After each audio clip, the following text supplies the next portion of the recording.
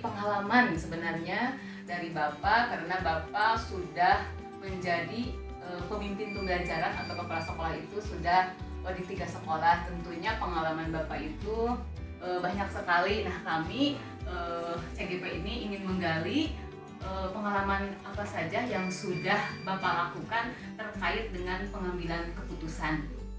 Nah, di sini ada beberapa pertanyaan yang akan kami ajukan kepada Bapak. Tentunya di sekolah, Bapak kan sudah di 3 sekolah ya. Sudah di 3 sekolah, tentunya banyak hal yang sudah terjadi dan sudah dialami. Nah, di sini yang akan kita gali itu bagaimana cara Bapak mengambil sebuah keputusan terkait masalah-masalah yang ada di sekolah. Karena kalau saya mempelajari di modul itu, masalah itu di dalam mengambil keputusan itu ada 2 dilema ya Pak. Ada dilema etika dan ada rujukan moral. Tentunya kalau dilema etika ini yang paling galau biasanya. Karena dilema etika itu kita harus memilih antara benar dan benar, sama-sama memiliki kepentingan yang sama. Kalau yang kedua itu ada rujukan moral. Kalau rujukan moral itu benar dan salah begitu. Itu Pak. Terima kasih atas pertanyaannya. Mungkin ya ini masing-masing sekolah, masing-masing daerah memiliki karakteristik masing-masing. Saya ditugaskan yang pertama di Cidolo, berbeda dengan ketika saya bertugas di Pahlawan Pura. Akan berbeda pula dengan di SMP 3 Kawali. Betul, dalam suatu mengambil keputusan, terkadang kita itu dihadapkan pada 2 sisi. Yang pertama, sisi benar, ini benar, ini benar, ini benar, ini salah. Yang terkadang, apalagi kalau kita berpikir ini benar, ini benar. Nah, ini yang paling sulit, ya, yang paling sulit. Nah, untuk itu, yang pertama, ketika ini benar, itu. Jadi, ketika kita menggunakan bahasa, itu berbeda. Nilai di suatu daerah akan berbeda dengan nilai suatu daerah. Beda dengan norma. Kalau norma, ya hampir sama lah. Sama, karena memang norma itu adalah hukum yang berlaku.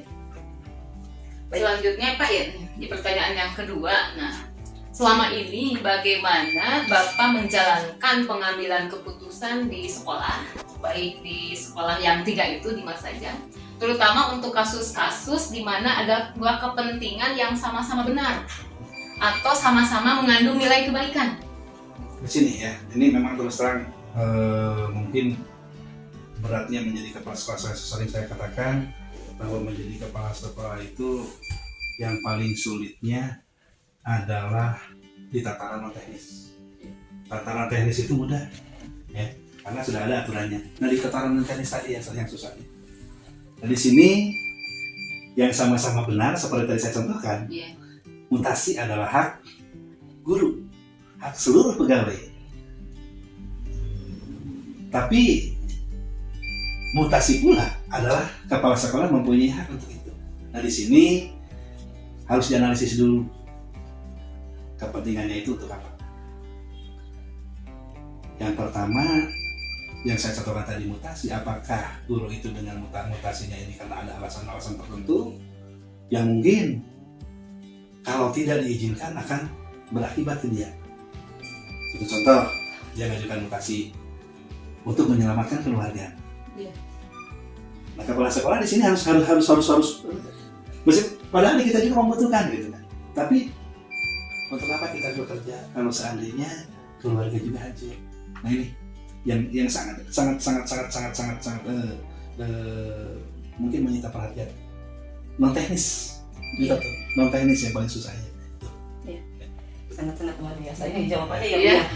Ketika Bapak mengambil suatu keputusan dalam menjalankan gitu ya, roda memanage, mengatur di sekolah memang selalu ada dilema gitu ya Pak. Tadi Bapak saya yang garis bawah itu adalah ketika ada permasalahan yang berupa non teknis itu ya Pak, yaitu diambil itu dengan cara tadi yang pertama itu melihat dulu aturannya, kepentingannya dengan cara melihat kepentingannya terlebih dahulu.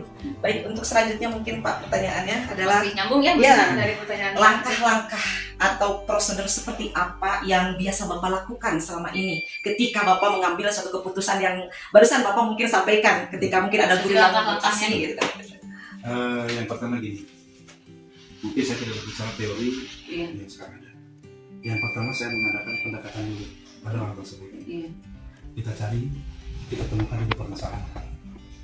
Yang kedua, kita kepada rekan sejawat. Dalam hal ini contoh ke guru BK atau ke teman-temannya atau ke teman-teman yang lain yang lebih tua daripada kita. Kita tanya, kira-kira bagaimana ini, dampaknya bagaimana, kita dampaknya bagaimana ke dia. Gitu. Jadi tidak serta-merta kita itu langsung mengeksekusi. Jadi setiap ada problem, setiap ada permasalahan, gitu saya terus terang saja, kalau kata bahasa Sundanya dipikir dibulak-balik gitu. Iya. Ya. Apakah kita ini nah ini yang paling sulit itu menahan emosinya, itu yang paling sulit itu. Ya. Apakah kita ini harus, oh ini kalau tidak sejalan dengan kita langsung dieksekusi enggak? Jadi kita mengadakan pendekatan dulu kepada dirinya, kemudian kepada orang lain, kepada teman-teman yang lain, atau bila perlu kepada yang lebih tua, dalam ini ada komite dan lain sebagainya. Baik Pak, jadi Bapak langkah pertama itu lakukan pendekatan berarti secara pribadi ya, nanti mencari lagi informasi dari yang lain, berarti ada koordinasi gitu ya.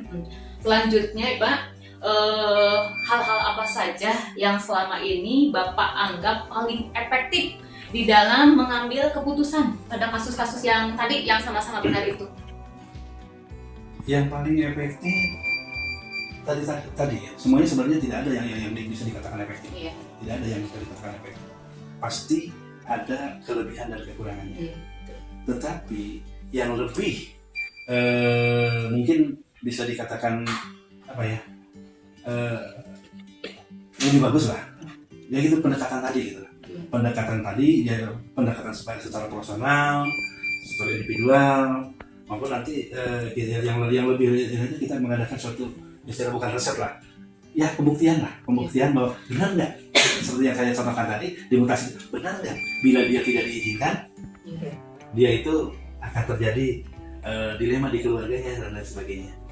Kalau di kita kan mungkin bisa di-cancel dengan guru-guru yang lain. Contohnya bahasa Indonesia bisa di-cancel dengan guru yang lain yang sekiranya mampu untuk mengajar.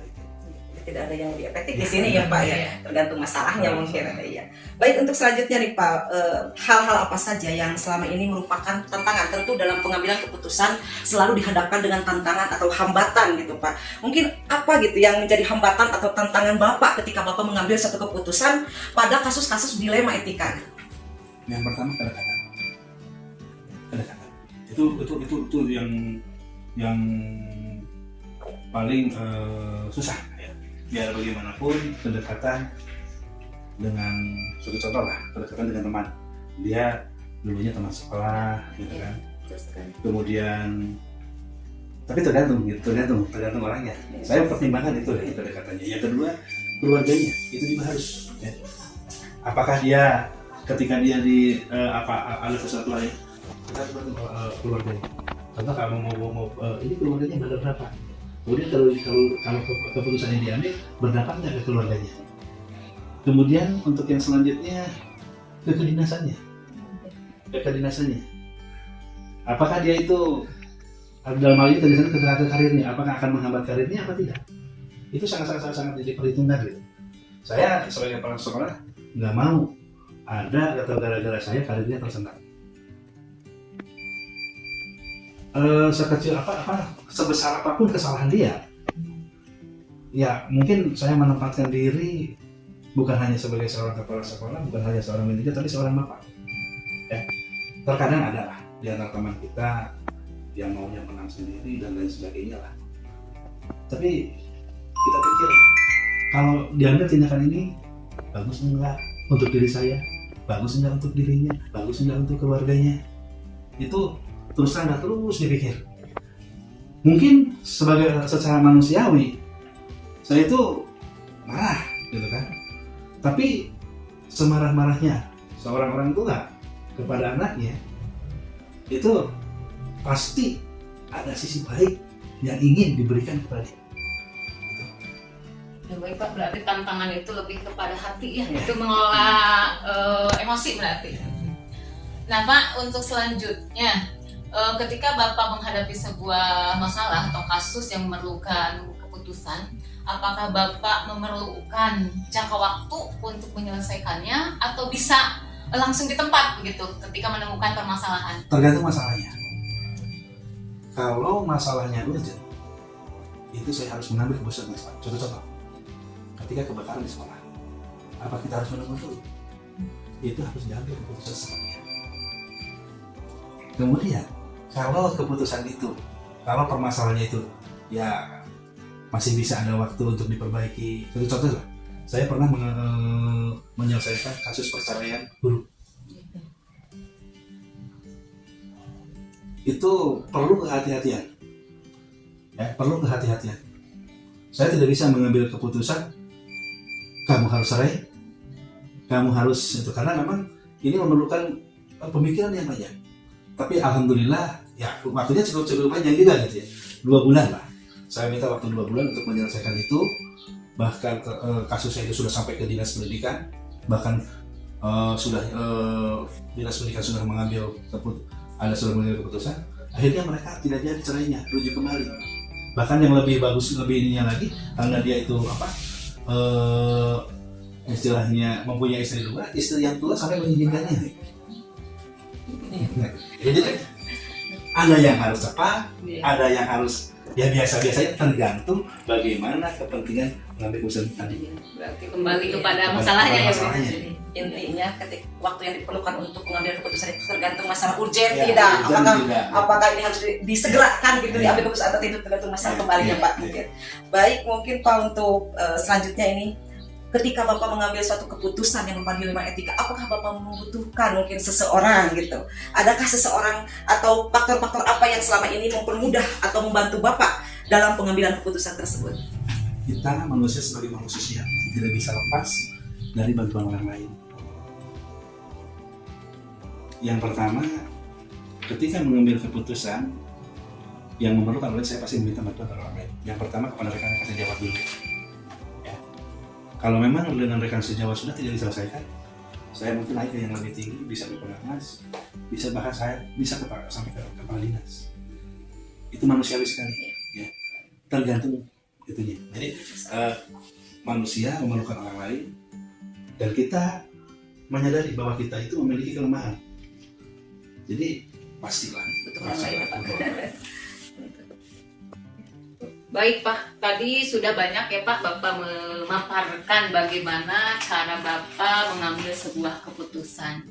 Nah dari semua itu, Bapak kan sudah berapa tahun Pak? 8 tahun. Dari 8 tahun ini pembelajaran apa yang bisa Bapak ambil terkait dengan pengambilan keputusan yang dilema etika itu Pak? Yang pertama sabar. Sabar. Itu ya. Jadi yang pertama adalah kesabaran. Dikembalikan ke kita, apakah kita bisa nggak menerima itu. Dan saya sebagai manusia sadar sekali bahwa masalah di sekolah manapun pasti ada. Yang pertama sabar. Yang sabar, yang kedua kita berusaha untuk menyelesaikannya. Yang selanjutnya ya kita serahkan kepada yang punya. Kalau memang sudah tidak bisa kan, karena kita akan berhitung manfaatnya apa, madaratnya apa. Satu contoh lah, di sekolah kita namanya si A, dia begini. Sedangkan aturan seperti ini, pokoknya dia mau jadi kepala sekolah gitu lah, jadi kepala sekolah, karena memang melihat teman-temannya sudah menjadi kepala sekolah. Kita lihat aturannya. Kita kasih tahu aturannya, mengerti apa tidak. Kalau dia tidak mengerti terus, daripada kita lawan, biarkan aja, ada sabar kita yang masih kuatnya. Jadi selalu berusaha, yang pertama sabar, kemudian berusaha untuk menyelesaikan. Tapi ya awal-awal lah, awal-awal yang penting kata bahasa Sunda, Saina herang lautna beunang gitu lah. Iya Pak. Alhamdulillah ya Pak, dari obrolan kita banyak hal yang bisa kami dapatkan ya Bu Ina. Nanti mudah-mudahan sedikit-sedikit bisa kita meniru juga ya untuk kedepannya. Terima kasih Pak atas kerjasamanya. Mohon maaf telah mengganggu waktu Bapak. Terima kasih. Ya.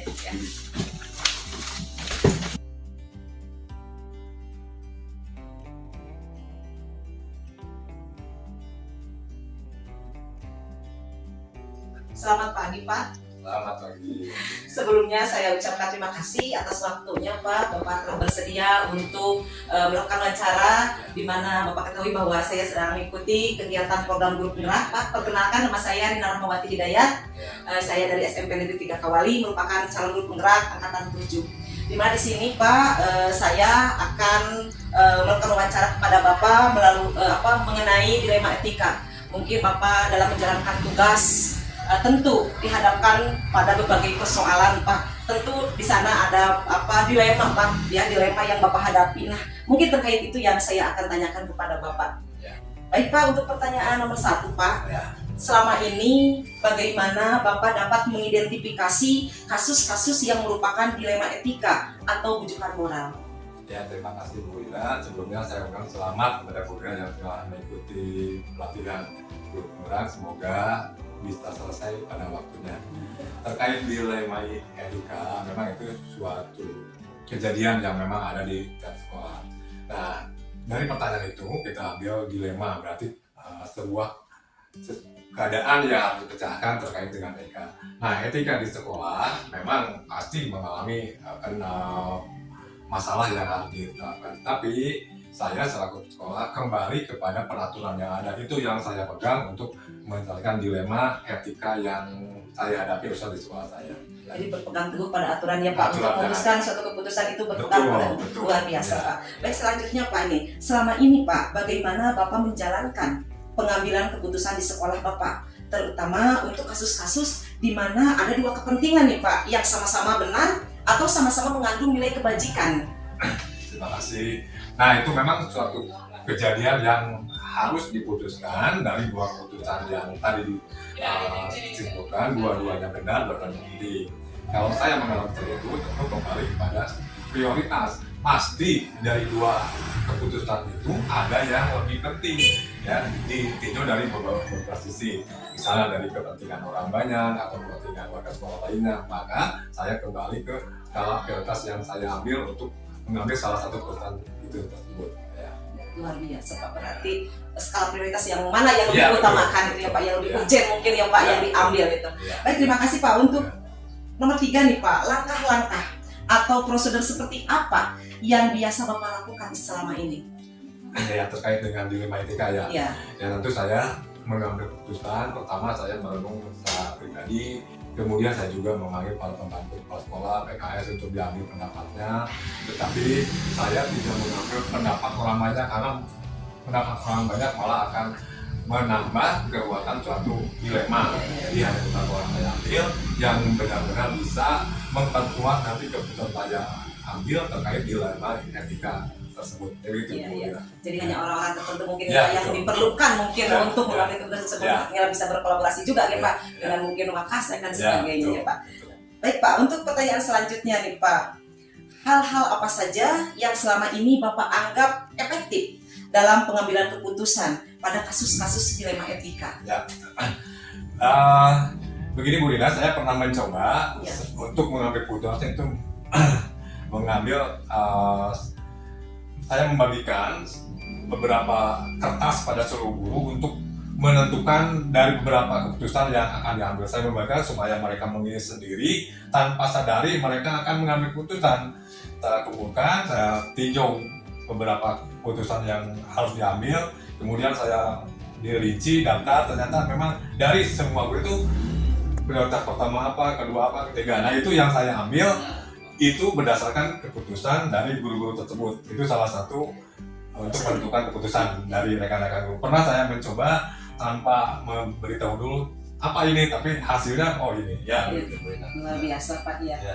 Baik Pak, untuk pertanyaan selanjutnya nih, hal-hal apa saja yang selama ini merupakan tantangan dalam pengambilan keputusan? Mungkin dalam ketika Bapak mengambil suatu keputusan tertentu pasti ada hambatan, ada tantangan tersebut. Nah, mungkin Bapak bisa menyebutkan tantangan atau hambatan apa saja yang Bapak dapatkan ketika pengambilan keputusan tersebut? Ya, tantangan atau hambatan yang saya rasakan ketika mengambil keputusan, ketika suatu keputusan saya ambil, tentu selalu ada efek dari orang-orang tertentu yang mungkin tidak sependapat dengan keputusan saya.